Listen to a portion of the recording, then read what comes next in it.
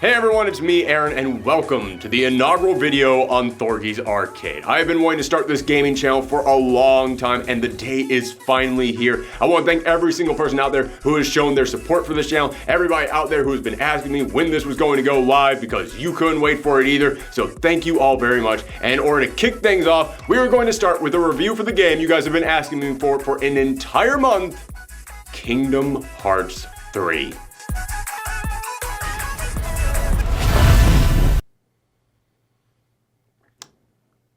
Okay, how about the Resident Evil 2 remake? Hand over the sample. It'll be all over soon. You don't know what you're up against. I have a pretty damn good idea. Devil May Cry 5? Cheer up, Cookie. This is all because I made fun of that Piranha Plant, isn't it? Yes, Super Smash Bros. Ultimate is finally here. Actually, it was finally here 3 months ago, and we've already started getting DLC for it, but hey, didn't you see that intro? We had to create a whole new channel over here. We've been busy. And it's no exaggeration to say, this was my most anticipated game of the year. I've been a massive fan of Smash Bros. It's one of my favorite fighting game franchises, heck, one of my favorite video game franchises, period, for as long as I can remember. So I spent an entire year practically salivating every single time that Masahiro Sakurai and his oddly colored set of chairs would grace my screen. So with that being said, allow me to present you with a completely unbiased review of Super Smash Bros. Ultimate. Now, for anyone who doesn't know anything about Smash Bros., it's one of the biggest crossover fighting games ever. Originally just focusing on Nintendo characters, but over the last few installments, they've expanded to starring whatever video game character they can get their hands on. And as for the reason behind this crossover, yes, you can get into a deep psychological examination of how all this is a big metaphor for Masahiro Sakurai's pent-up frustrations with the industry and his own personal demons with the video game community. But end of the day, it's just action figures smashing into each other, so who cares? Don't ask questions, shut up and have fun with it. Now, as for how you actually play Smash Bros, it's different from any other fighting game out there, where the point isn't to hit your opponent until their life bar drops to 0. Instead, your objective is to knock your opponent off the stage. Now, as you hit your opponent, you'll see a percentage marker rising at the bottom of the screen, and this describes how far an attack will push them back. So at the start of the game, your hits will barely make them budge, but once you get them up to around 100%, some of your heavy attacks can send them flying. And if somehow you manage to make it up to over 200%, then even the slightest tap on the shoulder will send them over the horizon like the end of a Goofy cartoon. However, with Smash Bros. Ultimate, they've added in there several new ways to fight that really spice things up. For example, there's now a stamina mode, which basically turns Smash Bros. Into a regular fighting game with life totals that you whittle down with each hit. There's the Smashdown mode, where you can fight several matches and whatever character someone selected in a previous fight can't be picked in the next match, which is a great way to force you to learn to play around with as many characters as you can. And of course, there's several modes that are returning from the previous game, such as Classic mode, which is similar to most games' arcade ladder, where you fight through several different enemies making your way up to the boss. Mob Smash, where you see if you can survive through 100 different fighters, and so many more modes, including the brand new Spirit mode, where you fight to collect little images of characters from video games that can give you a boost to your stats or new abilities. Now, this is actually a really big part of the game, but I'm going to save it for later because I still have to get the basics out of the way. But believe me when I tell you, these spirits are kind of amazing and there's so much more to talk about with them. So now that you know how to fight, we have to ask, how does this game handle? Really darn well. I actually believe this feels like the best Smash Bros. Game yet. I know people will disagree, I know Melee fans will argue until the end of time that Melee is the best installment, the sun could burn out and Melee fans would still be huddled around campfires chanting about Fox McCloud and the Mango Nation, but I don't care. There are 75 freaking characters in this game, and almost every single one of them feels different from all the others. Which is especially impressive considering that in this game they introduced a brand new type of character called Echo Fighters, which are meant to be fighters that are just flat out ripoffs of other pre-existing fighters in an attempt to cram even more characters in here. Not that I'm complaining, I honestly wish that more crossover games did this, but even most of them still felt slightly different from the characters that they were based on. And if I had to describe why this feels so good to me in one word, it would be weight. How the characters jump, run, dodge, how fast they are, how long their windups take, their hitboxes, how far they get knocked back. Each of these feel unique to every single character. In previous games, their moves always felt different, and the tinier characters felt different from the big boys, but Big Boy A always kind of resembled Big Boy B. Swordman number 1 always felt a little similar to Swordman number 2. But here, don't get me wrong, it's not like every single character is as different from each other as, say, I don't know, Dhalsim or Sub-Zero, but each character felt like they had their own mass and weight to them that I was throwing around, and that made them feel different from every other character. After handling every single character in this game, I felt like I could have opened up a Carnival Barker Guess Your Weight booth for them because each of them felt that different. And considering that your movement, dodge, jump speed, and jump patterns are so much more important in Smash Bros. Than in any other fighting game, yeah, you better believe that makes this my favorite version to play. And I can already feel some of you out there about to type, oh yeah, until you have to go online, right? Well, you can stop right there. Also, to the one person out there who was about to type, actually, Dhalsim and Sub-Zero are from 2 different franchises, yes, I'm aware. That's the entire reason why I compared them as 2 different things. You know what, I'm not going to explain the joke to you guys. Yes, online mode is the most criticized thing about this game. People have said it's slow, it stutters, and it drops so many frames you can't possibly count them all. And yes, this is true. I have run into that problem in this game. You know what other fighting game I've run into that problem with? All of them! Now don't get me wrong, I'm not saying so that means it's not a problem and we shouldn't complain about. No, not at all. It is a problem and we should discuss it. But I feel like people are talking about the connection problems in Smash Bros. Like they've never seen a fighting game do this before. And while I'm sure there are people out there who have it a lot worse than I do, honestly, I only had problems in about 1 out of every 10 matches. I don't even get connections that good in Street Fighter V, and that game only has 2 people on screen at a time. And does anyone remember Dragon Ball FighterZ from last year? 25% of my matches felt like statues being slammed into each other. That's how bad the frame rate was. So again, not saying let's overlook any connection problems, but I honestly find Smash Bros. To run better than almost any other fighting game I've played. Except for when it doesn't. Again, I understand people wanting to complain about the connection because, as I said, 90% of my matches were smooth as silk. But that other 10%? Oh, yeah, we don't talk about that other 10%.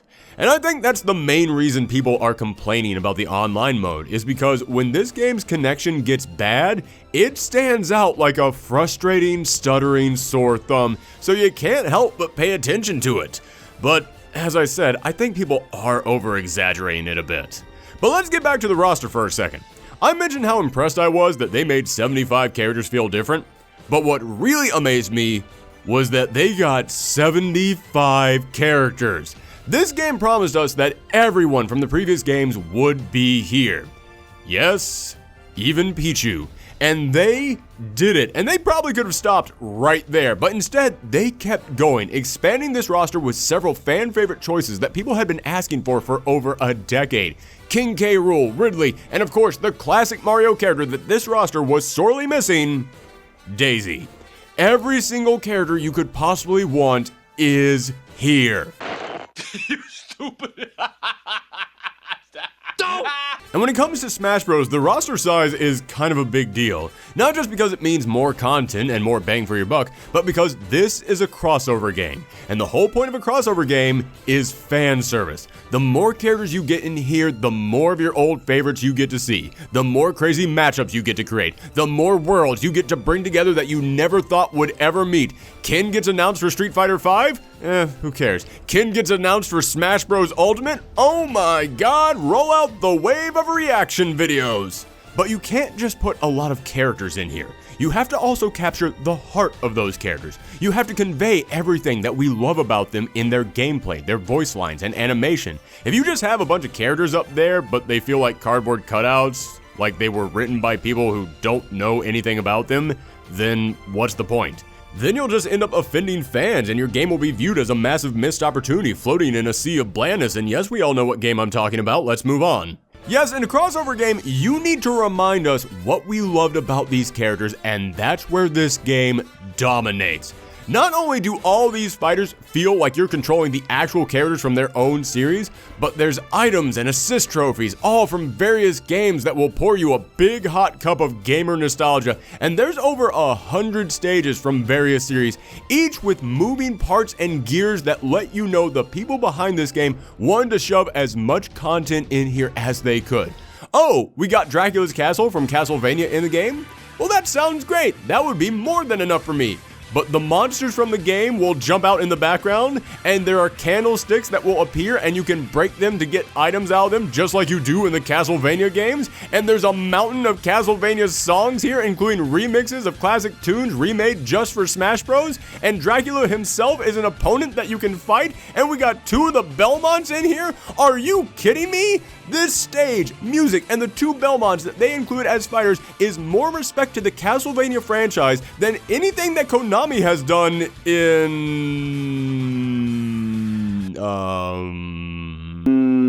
Was Lords of Shadow 2 any good? No, not really. Mirror of Fate, no.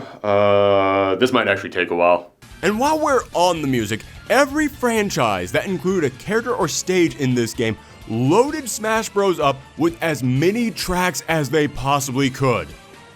Okay, most of them did. Come on, Square, play ball already! And if you love video game songs as much as I do, you will be in heaven.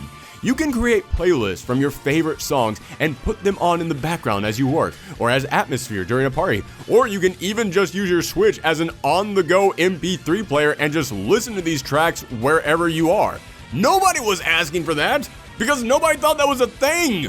We didn't know you could use the Switch like that, but the brilliant madman Masahiro Sakurai said, darn it, I worked my butt off to get all these tracks in this game.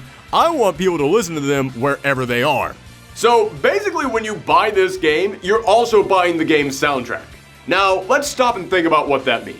I looked around for some other famous examples of video game soundtracks and found that typically game soundtracks come out to around 50 to 25 cents per song.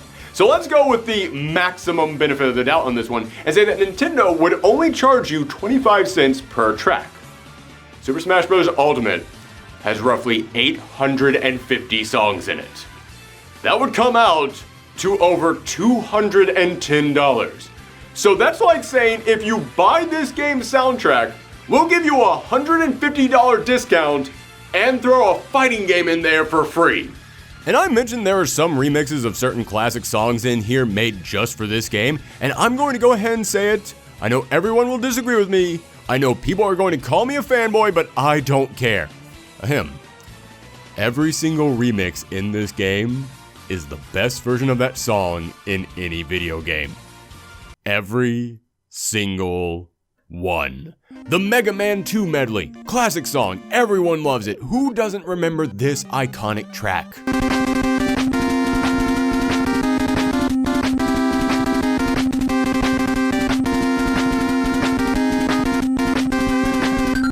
Now here's what Smash Bros. Did with it.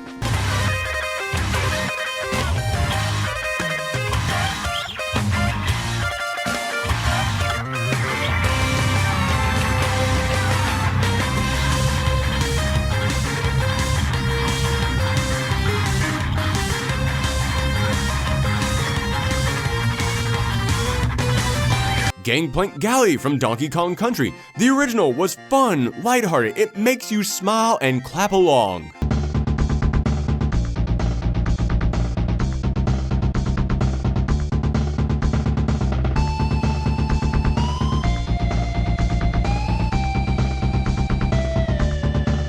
But the Smash Bros. Version gets you on your feet and makes you start dancing.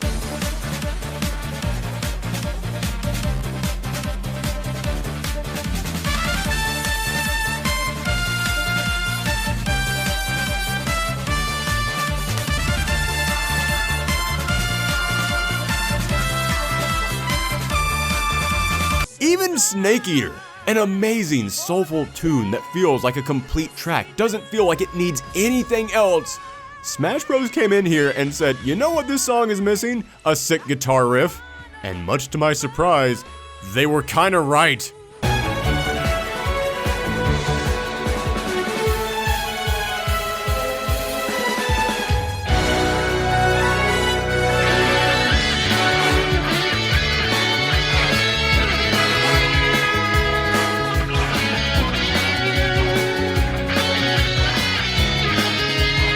You know, it just occurred to me that if I'm playing all these tracks in order to show off the remixes in this game, it's going to cause this video to get copyright claim to hell. So, on the one hand, I should probably take all those tracks out here so I can make money off this video. But on the other hand, the Ken remix is really dope. I know what I have to do.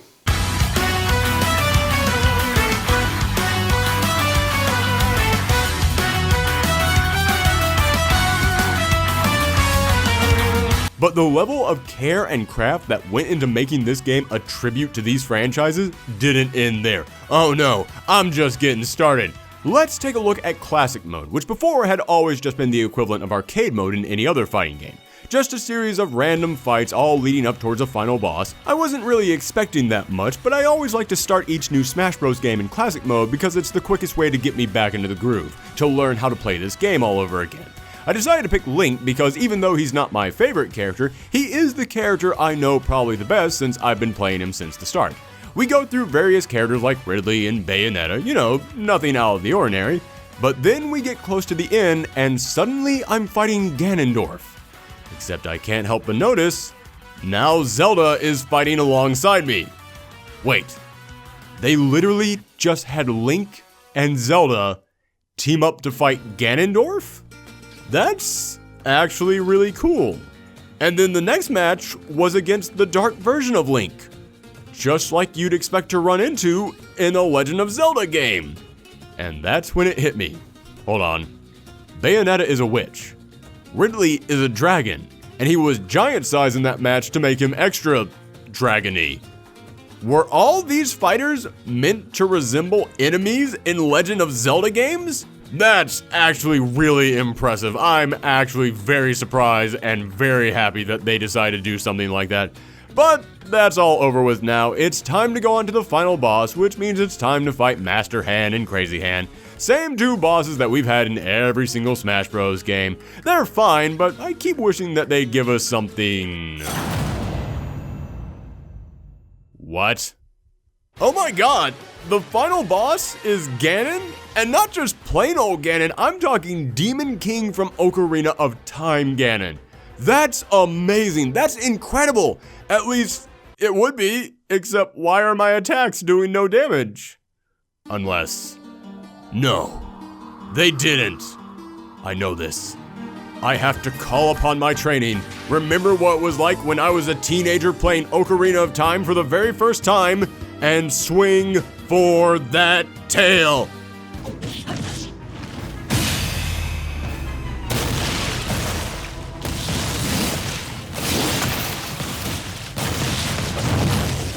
They didn't just put a big boss in here and called him Ganon.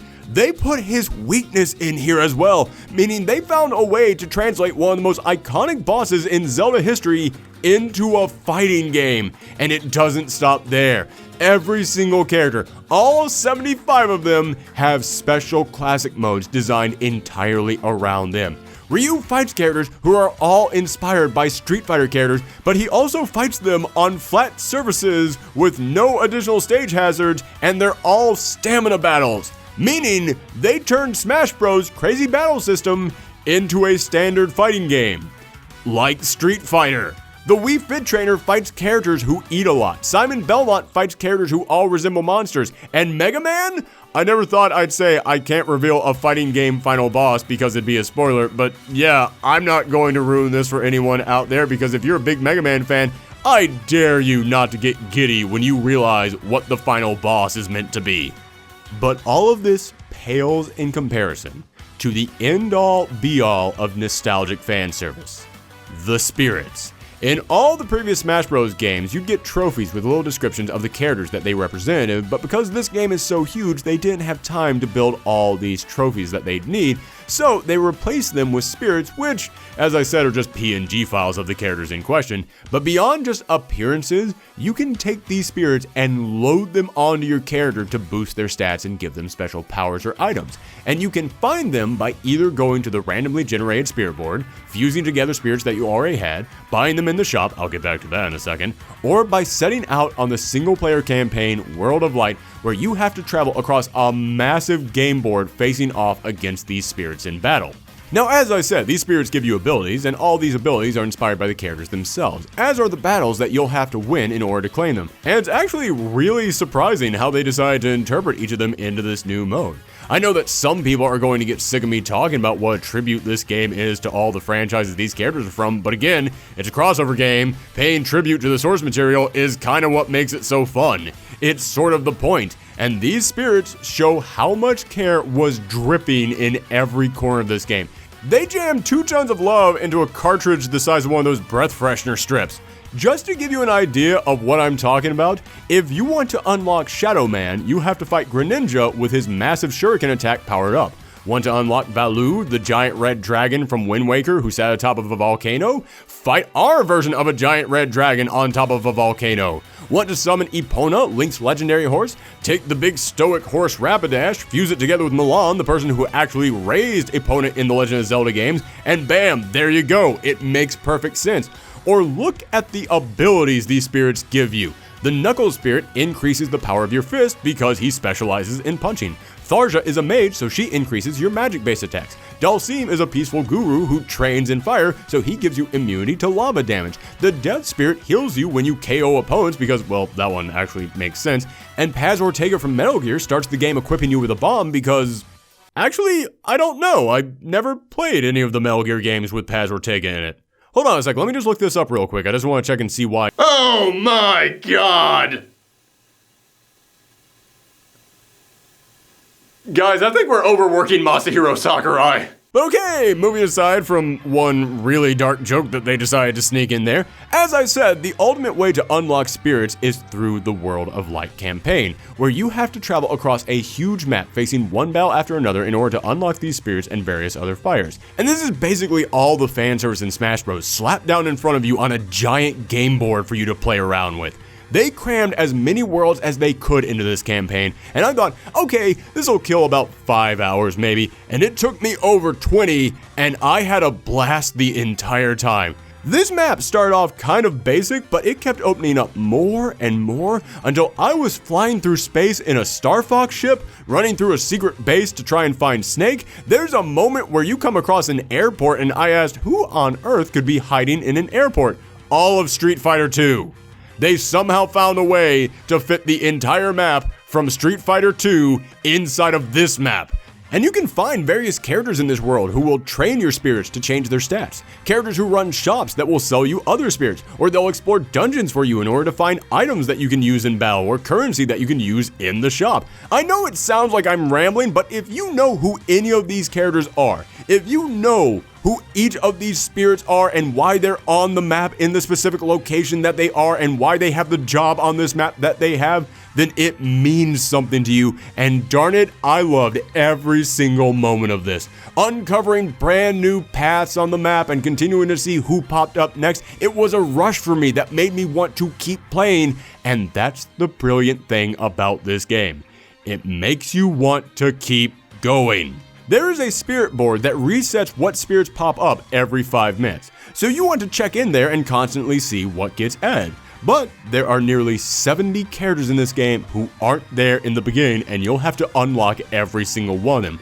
But you can unlock most of them by just naturally playing through any mode you want in the game. And if you fail to unlock them in battle, then after a few minutes, they'll pop up in the menu and you'll have a second chance to fight them. And there's 6 different shops in here that you can use 2 different types of currencies on in order to purchase items or spirits, and they're updated every couple of minutes. And I have to go ahead and point this out right now. Yes, there's 2 different types of currencies in this game, and no, you can't buy either of the currencies with real world money. Any other game out there would have seen this as an excellent opportunity to squeeze more cash out of you, the consumer, but the only way that you can get these currencies in this game are by playing the game. Any other company out there would have been greedy and they would have asked you to spend even more money to unlock these spirits. Nintendo decided to just let you have fun. I'm nice like that. So what this game ends up becoming is you check the spirit board for new spirits, play against the ones you want. Then you get a chance to unlock a new character. Then you want to check the shop to see what's there. Then after you've done all that, the spirit board has been reset, so you have to go and check that again. Then an old fighter you didn't unlock pops up in the menu and you get a chance to fight them again. Then the spirit board resets. Now you have enough spirits to fuse together to create brand new ones. Hey, look at that! There's a brand new character ready for you to unlock. And now the store has updated again. But oh no, I don't have enough money for it. Guess I'll just have to play more of the World of Light. Oops, after playing through that, I've unlocked a brand new character, have to fight against them, and now an old character that I didn't unlock earlier is here in the menu again for me to unlock. And guess what? The spirit board just reset. And I haven't even mentioned the challenge board that unlocks creative and sometimes even hilarious stills and grand prizes for accomplishing certain goals, and you'll want to keep unraveling this and seeing what the next item is that you can unlock, so you have to go and keep playing through all the different challenges that they give you in this game. And guess what? After you've done that for a while, the spirit board has reset again. This game is designed to create a never-ending cycle of gameplay and fun, making you want to keep going from one thing to the next, and the result is one of the most addictive games I've played in my entire life. You wanna know why this review is so late? Why it didn't come out back in December?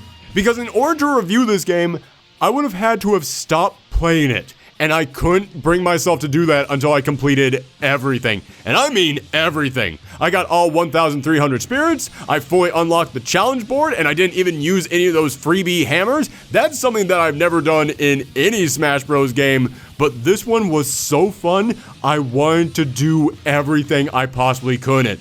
The only reason I finally stopped playing this game wasn't because I got everything in it. It's because I played this game so much that, no kidding you, I actually broke my Joy-Con controllers. Yes, I know that the Pro Controller is better and I should have switched to it a long time ago, but I like playing this game on the go and the Joy-Cons work more for that. Listen, don't judge me, I'm a man with 2 broken Joy-Cons, I've already suffered enough. Now, even though I've been loving and praising this game this entire video, there's a couple things from the previous generations of Smash Bros. That I kind of felt were missing from this game, such as the sandbag or the break the targets challenge. And even though I'm totally fine with them replacing trophies with the spirits, I really wish that they had included some information on who each of these spirits were. In the past, with the trophies, you would get a description of what each of the trophies were, but in this game, you just get the image and the name of the game that they're from. And considering that they load this game up with so many crazy, obscure characters that most gamers won't even recognize, I think that a couple of lines of description for each of them would have been greatly appreciated.